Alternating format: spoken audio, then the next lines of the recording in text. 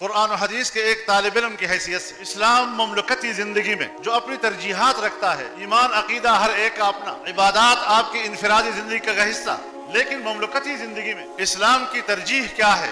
دو باتیں، ایک امن اور دوسری معیشت۔ امن 3 حروف کا ایک چھوٹا سا لفظ ہے، لیکن یہ تمام تر انسانی حقوق کو محیط ہے، تمام انسانی حقوق کا احاطہ کرتا ہے، اور انسانی حق 3 چیزوں کے گرد گھومتا ہے: جان کا حق، مال کا حق اور عزت و آبرو کا حق۔ پوری دنیا میں جب قانون سازی ہوتی ہے تو ان 3 چیزوں کے گرد آپ کی پوری قانون سازی گھومتی ہے۔ کسی کی جان کا تحفظ کیسے کرنا ہے، کسی کے مال کا تحفظ کیسے کرنا ہے، کسی کے عزت و آبرو کا تحفظ کیسے کرنا ہے، اور اگر کوئی کسی کے حق کو مارے تو پھر اس کے حق کی تلافی کیسے کی جائے، اس پر ساری قانون سازی ہوا کرتی ہے۔ دوسری چیز کہ خوشحال معیشت۔ حضرت ابراہیم علیہ السلام کو جب امامت کبریٰ عطا کی گئی، وَإِذِ ابْتَلَىٰ إِبْرَاهِيمَ رَبُّهُ بِكَلِمَاتٍ فَأَتَمَّهُنَّ قَالَ إِنِّي جَاعِلُكَ لِلنَّاسِ إِمَامًا۔ حضرت ابراہیم علیہ السلام کا امتحان لیا گیا، اور ہمارے ہاں ایک منصب پر کسی کو فائز کرنے کے لیے اس کا انٹرویو کیا جاتا ہے۔ تمام امتحانات میں وہ کامیاب ہو گئے، اللہ رب العزت نے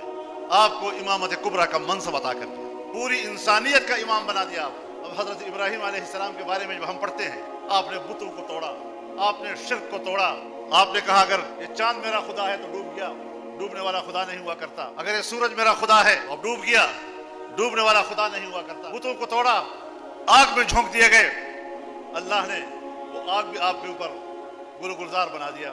یہ سارے امتحانات جو آپ شرک کے خلاف لڑتے رہے، بندے کا تعلق اپنے رب کے ساتھ قائم کرتے رہے، تمام زندگی اس میں گزار دی، لیکن جب آپ کو خلافت مل گئی، انسان کی خلافت، امامت کبریٰ آپ کو عطا ہوئی، آپ کا لب و لہجہ تبدیل ہوا۔ اور وہی شخصیت جو توحید کا پرچار کرتی تھی، وہی شخصیت جو شرک کے بتوں کو توڑا کرتی تھی، اب اللہ کے سامنے گویا ہوتے ہیں۔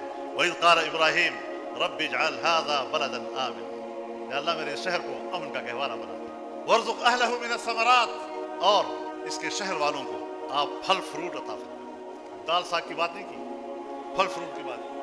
کوئی کہتے ہیں ثمر کا لفظ اس لیے استعمال کیا کہ نتیجہ خیز ہو، ثمراور ہو، اچھے نتائج اس پر مرتب ہوں، ایسا نظام عطا کر دو، لیکن آپ نے قید لگا دی، من کان یؤمن باللہ والیوم الآخر۔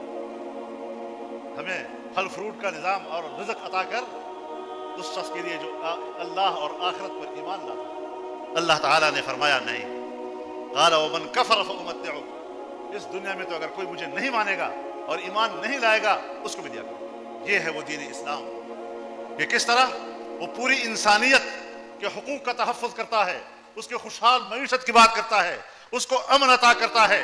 اور پیغمبر جب اپنے ایمان والے بھائیوں کا ذکر کرتا ہے تو اللہ کہتا ہے نہیں، میں تو غیر مسلموں کو بھی دوں گا جب تک کہ وہ دنیا میں۔ یہ وہ نظام ہے جو اللہ رب العزت انسانیت کو عطا کرتا ہے، اور جب انسان ناشکری کرتا ہے اللہ کی نعمتوں کا تو پھر سزا کس بات کی دیتا ہے؟ وہاں بھی آپ ان دونوں چیزوں کو مد نظر رکھیں، امن اور معیشت کا۔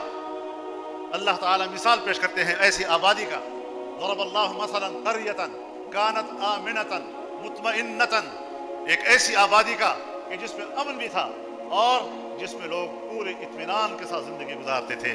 اور اس امن اور اطمینان کی علت کیا تھی، اس کی وجہ کیا تھی؟ یأتیہا رزقہا رغدا من کل مکان، ہر طرف سے روزی ان کے پاس کھچ کھچ کے آ رہی تھی۔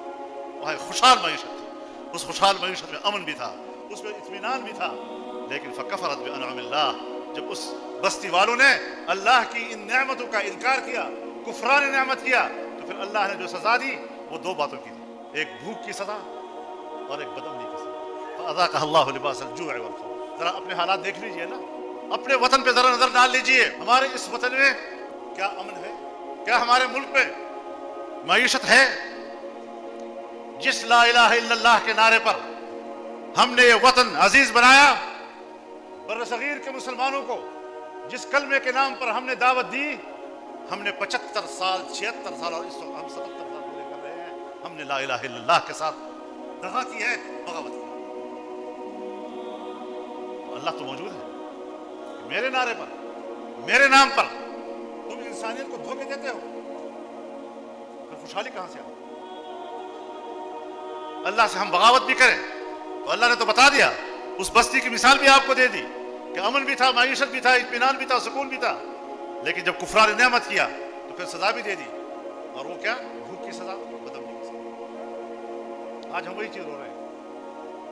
کیا ہم نے کبھی من حیث القوم، چاہے وہ حکمران ہو چاہے وہ عوام ہو، اس پہلو پہ نظر کیا ہے؟ لمحے لمحے ہم اللہ سے بغاوت کر رہے ہیں، کبھی ہم کسی کو ذمہ دار قرار دیتے ہیں، کبھی ہم کسی کو ذمہ دار قرار۔ اس وقت پوری دنیا میں اگر معاشی لحاظ سے کوئی ڈوب رہا ہے، خطے میں اگر کوئی ملک معاشی لحاظ سے ڈوب رہا ہے تو ایک تنہا پاکستان ہے۔ کیا ہم نے کبھی اس کے علاج دیکھے؟ ہمارے نظام میں خامیاں ہیں۔